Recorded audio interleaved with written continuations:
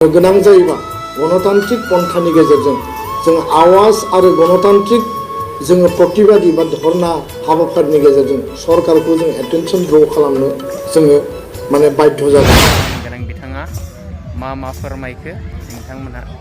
मोजाङै नायलांबाय थागोन होननानै मिजिंथिनाय थाबाय। All the best. बिश्वासनि गेजेरजों हाबा मावो। To Aiepowali picnic spot. Welcome to Aiepowali picnic spot. बहुत ही excited to Aiepowali picnic spot. गोदान बोसोर 2025 बे इंराजि मायथाइनि बोसोर गोदाननि हामलायनाय खुलुमनाय आरो साफ्रोमखौबो गोग्गो देहा आरो इयुन जि फैबाय थानाय 1 बोसोर 2025 बे जाफुंसारनायनि थाखाय आनान गसाइनाव आरज गाबबाय। दिनैनि बे गोदान बोसोराव बे फुंबिलिनि समाव गासै बर'नि पर्टेल बे मिडियानि गेजेरजों बर' हारिनि थामोनथा रैखाथिनि थाखाय बर' हारिनि माहारिबाद, बर' राव, बर' हारिमु बेनि गासै बिथिंनि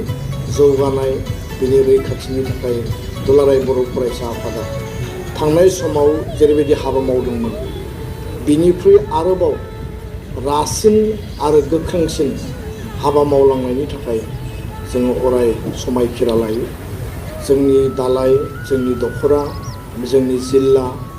जोंनि कलेज इउनिट कमिटि, जोंनि इउनिभार्सिटि इउनिट कमिटि, जोंनि मिरु आफादनि साफ्रोमबो गासै गोख्रों दैदेनगिरिफ्रा रोजा रोजा जोंनि मावथि, जोंनि वार्कार्सफ्रा हारि दानायनि थाखाय जान्थ्रिखाफ्रानानै खामानि मावलांगोन आंहा गोसोआव गोथौयै फोथायनाय दङ। दा बे बुब्लियाव जोङो जेखौ जेब्लायबो मोनदाङो जे गोजोन आरो खौसेथिखौ जों जेब्लाबो हास्थायो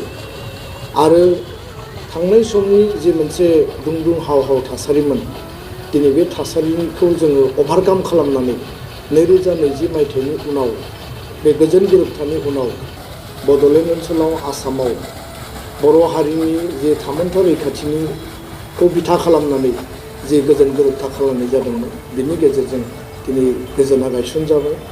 आरो खौसेथिनि जे मोन्थोर बे मोन्थोरखौ लानानै बड'फाया जेखौ बुंदोंमोन बड'स अफ द वर्ल्ड इउनाइट बुहुमनि बर'फ्रा खौसे जानांगौ जों दिनैबो खावलायगोन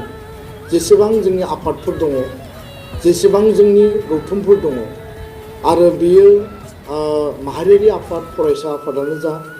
लोगोसेनो जोंनि बर' हारिनि दैदेनगिरिफोरजों दैदेनजानाय राजखान्थि हान्जायानो जाया मानो जों खौसेथिनि थाखाय अरायबो साननांगोन हाबा मावनांगोन आरो जों आवगायलांनांगोन आरो बेखायनो आंहा गोथौ फोथायनाय दङ जे थांनाय समफ्राव जेफोर एना-एनि जेफोर जोंनि गेजेराव गोनो गोथो सानलायनाय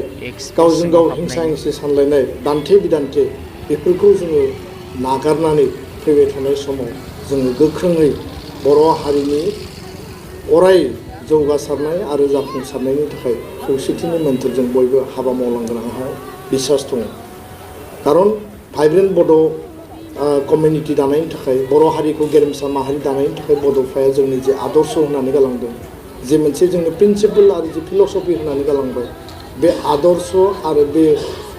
जे खुन्थियाखौ होसोनानै दुलाराय बर' माहारिया खामानि मावगासिनो दङ आरो दुलाराय बर' फरायसा आफादा जों फायखि बायदि भलन्टियार हिसाबै हारिनि निर्माणनि थाखाय हारि सेबा खालामनायनि थाखाय जों खामानि मावगासिनो दङ। दा मानगोनां रायजो राजा नोंथांमोन नैबे मिडियानि गेजेरजों 2025 सनाव दुलाराय बर' फरायसा आफादनि जेफोर जोंनि प्लेस जोंनि जि समायखिरा जोंनि जि टारगेट बा जोंनि जि माने हाबा मावनायनि जि मोनसे गल एजेन्डा जों सेट खालामदों बे एजेन्डाफोरनि गेजेराव गुबैयै बर' बिजों सोलोंथाइखौ गोख्रोंसिन आरो राफोदसिन फोथांना लाखिनांगौनि थाखाय जिखिनि जेंना जेंसि दङ बेखौ सुस्रांनायनि थाखाय जों गोख्रोङै हाबा मावगोन आरो बर' बिजोंजों गोग्गो सोलोंथाइ गुन गोनां सोलोंथाइ लानांगौनि थाखाय जोंनि फरायसा फरायसुलिफोरखौ लानानै जिखिनि हाबा मावनांगौ दङ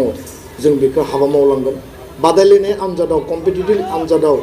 जिखिनि जोङो एफर्ट होनांगौ जिखिनि जों एवारनेस आरो काउन्सिलिं होनांगौ बे गासै काउन्सिलिं एवारनेस आरो अरियेन्टेसननि थाखाय 100 जों गोख्रोङै हाबा मावगोन 250 दुलाराय बर' फरायसा आफादा जों गोथौयै मिथियो जोङो रियेलाइज खालामो जे बर' रावा 90 सिडुलाव रिकगनिसन मोनबाय 100 आरो बेजों लोगोसेनो आसामनि लोगो सरकारि राव एस'सियेट अफिसियेल लेंगुवेज हिसाबै दिनै मर्यादा मोनबाय थेवबो दिनै बर' रावखौ आसाम जुडिसियेल सार्भिस बे आसाम जुडिसियेल सार्भिसाव माने दाबो बेखौ थिसननायनि थाखाय बा बेयाव लेंगुवेज जि अपसन गैयैनि थाखाय जोंनि जुडिसियेल सार्भिस CGM बा नोङो माने सेसन जाज बा नोङो बायदिसिना जिखिनि हाइकर्ट बा डिस्ट्रिक्ट कर्टनि जाजेसफोर दङ बे लेभेलनि एपइन्टमेन्ट आरो रिक्रुटमेन्टनि जे आनजाद जुडिसियेल सार्भिसनि आनजादाव बन्सित जानो गोनां जादों बेनि थाखाय जोङो सरकारखौ नारसिनगासिनो दङ आरो सिटेट जि मिरु लेभेलाव खुङो गभर्नमेन्ट अफ इन्डिया खुङो बे सिटेटआव L1 लेंगुवेज अपसना बर' दासिमबो गैयैनि थाखाय जिहेतु आसाम सरकारा गोदानै टेट खुंफिननाय नंलिया आरो बेखायनो LP आरो ME पर्यायनि एपइन्टमेन्ट आरो रिक्रुटमेन्टनि थाखाय सिटेटआव जोंनि केन्डिडेटफ्रा बर' लेंगुवेज अपसनजों बिथांमोना क्वालिफाइ जानांगोन दा बे अपसना गैयैनि थाखाय दिनै जोंनि माने फरायसा फरायसुलि केन्डिडेटफ्रा बन्सित जानांगौ बे मोननै इस्युखौ लानानै दुलाराय बर' फरायसा आफादा गोख्रोङै खामानि मावगासिनो दङ आरो गोनां जायोबा गणतान्त्रिक पन्थानि गेजेरजों जों आवाज आरो गणतान्त्रिक जोङो प्रतिबादि बा धर्ना हाबाफारिनि गेजेरजों सरकारखौ जों एटेनसन द्र खालामनो जोङो माने बाध्य जागोन दा दुलाराय बर' फरायसा आफादा गोख्रोङै खामानि मावगासिनो दङ आरो गोनां जायोबा गणतान्त्रिक पन्थानि गेजेरजों जों आवाज आरो गणतान्त्रिक जोङो प्रतिबादि बा धर्ना हाबाफारिनि गेजेरजों सरकारखौ जों एटेनसन द्र खालामनो जोङो माने बाध्य जागोन दा फैबाय थानाय बोसोराव जोङो मिजिंथिदों जे 101 बर' थुनलाइ आफाद एबसुनि जि मोनसे मेम'रेन्डाम दङमोन हायार सेकेन्डारि बर' मिडियामनि आपग्रेडेसननि खोथा 50टा बर' मिडियामनि मडेल हाई स्कुल गायसननायनि आदर्श बिद्यालय गायसननायनि खोथा आरो बेजों लोगोसे फोरोंगिरि थिसननायनि बाथ्रा आरो लोगोसेनो 6.3 नि गेजेरजों स्कुल प्रभिन्सियेलाइजेसननि जि मेटार बिटिआर आरो आसाम नाङै बे जेंनाखौ 2025 नि गेजेराव पूर्णांग भाबै जोङो सुस्रांनांगौनि थाखाय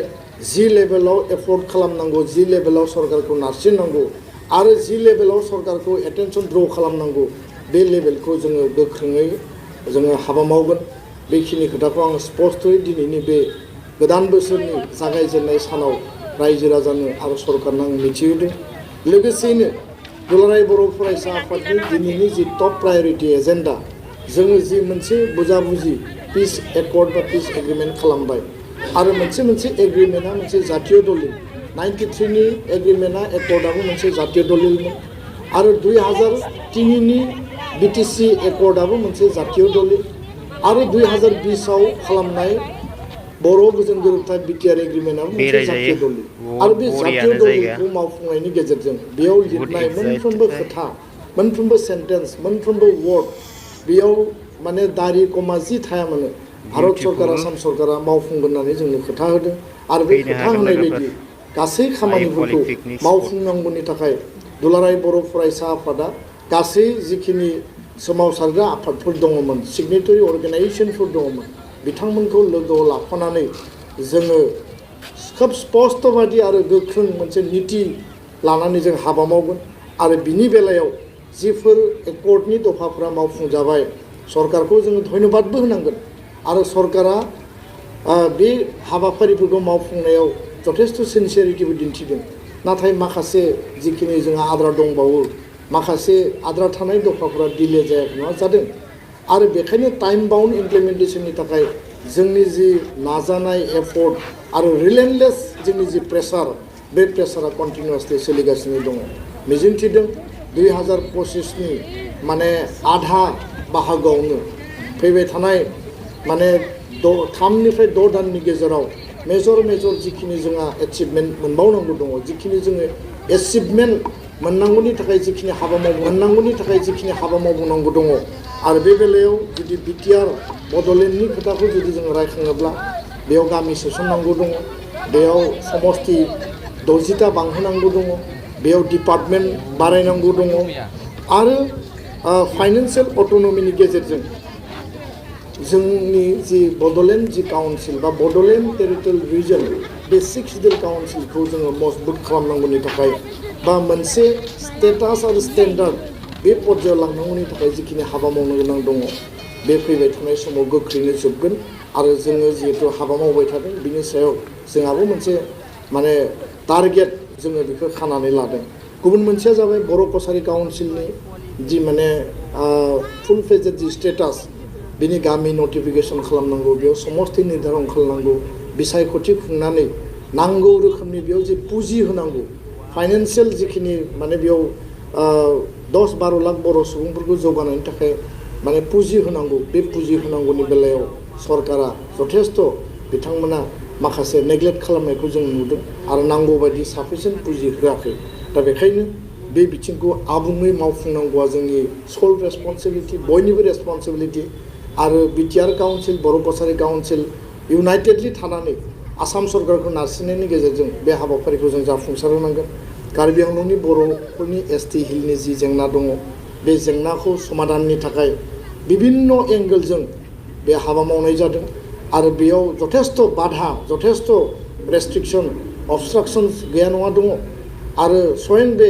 कार्बि आंलं ओनसोलनिफ्रायनो बे अबस्ट्राक्सनफ्रा फैदों। दा बेखायनो बे अबस्ट्राक्सनफोरखौ गैया खालामनानै भारत सरकारखौ जोङो कनभिन्स खालामनानै बेखौ जाफुंहोनांगौआ जोंनि बयनिबो बिबान 2003आवबो दंमोन 2020आवबो दङ।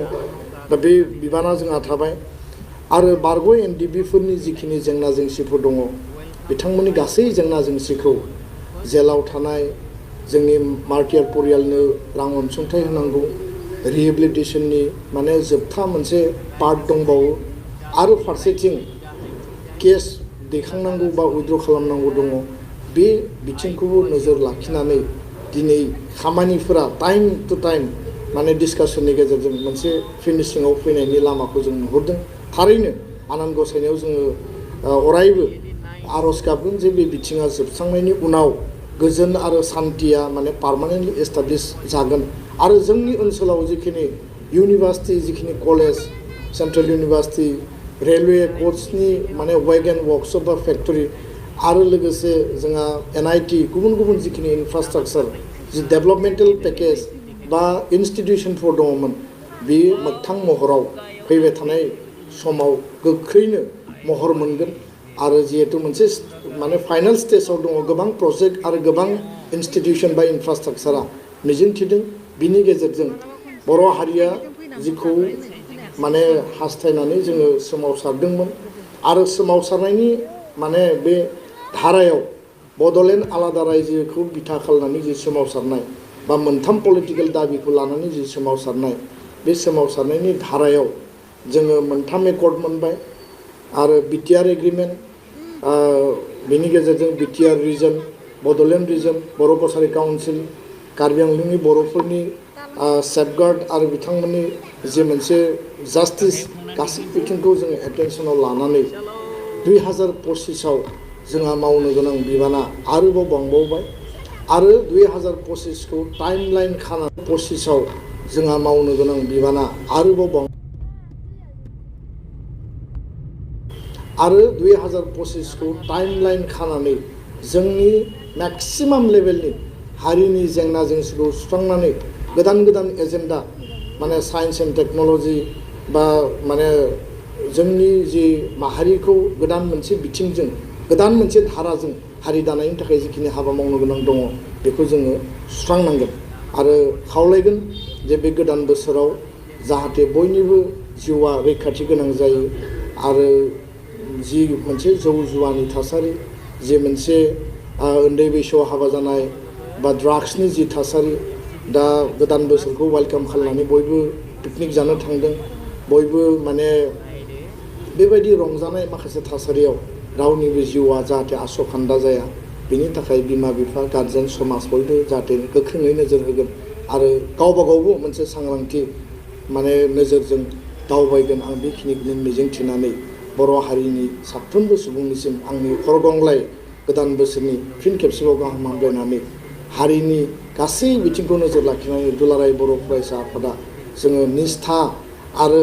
माने मोनसे बिसासनि गेजेरजों हाबा